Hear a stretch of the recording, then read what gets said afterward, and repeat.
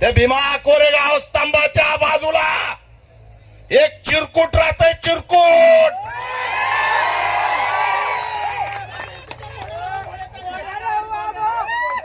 आणि ते चिरकुट चिरकुट चिरकुट चला भीमा कोरेगाव जवळ आला की टाकलंच पिल्लू.